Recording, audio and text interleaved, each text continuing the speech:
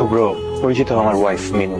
Husband মানে এসব কি? হ্যাঁ, তুমি কি এরকম একটা ডিসিশন নেওয়ার আগে বাসায় বড় কারোর সাথে ডিসকাস করা উচিত ছিল না? গার্জিয়ান নাই তোর? গার্জিয়ানের মতে বিয়েটা হয়েছে, গার্জিয়ান সব জানে। খালা, কি হচ্ছে সব? আমি না কিছু বুঝতে পারছি না।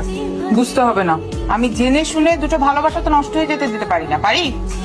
মানে কি, নাবিল আর মিনু একজন একজনকে ভালোবাসে? আমাকে আগে তো কখনো বলিসনি। ওরা দুজন দুজনকে ভালোবাসো, তোমরা দুজন দুজনকে ভালোবাসো সেটা আমি জানি। আমি কাউকে ভালোবাসি না। এই ছেলে, আর কত মিথ্যা কথা বলবা? হ্যাঁ, তুমি তো মিথ্যা কথা বলেই চলেছো। তুমি কি ভেবেছো তোমার সম্পর্কে আমি কোনো খবর রাখি না? তোমাকে এমনি এমনি আমার বাসায় ঢুকতে দিয়েছি? তোমার সম্পর্কে আমি সমস্ত খবর নিয়েছি। সেই ক্যাম্পাস লাইফ থেকে তুমি রানুকে ভালোবাসো, ভয়ে বলতে পারো। তখন আজাদ ছিল, আর এখন জুটেছেন উনি।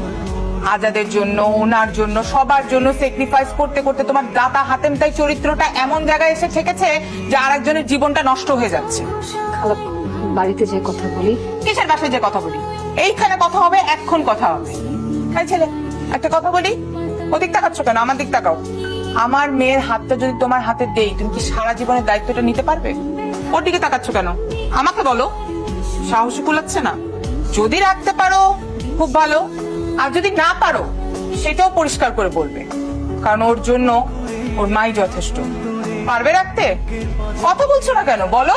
খালা, আমি একটা কথা বলি, আমার ফ্রেন্ডটা অনেক লাজুক স্বভাবের, তো ও আসলে মুখ থেকে কিছু বলবে না। তবে আমি জানি গত 7 বছরে ও রানুর জন্য 3000 বার কবুল বলে ফেলেছে। আপনি একটা কাজ করতে পারেন, আপনি দুজনের হাত এক করে দিতে পারেন। আমাকে তাই করতে হবে।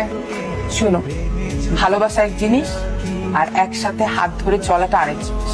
আমার মেয়েটা না খুব লক্ষ্মী, ওকে খুব আদরে যত্নে রেখো, ও যেন একটু কষ্ট না পায়, খুব ভালো রেখো।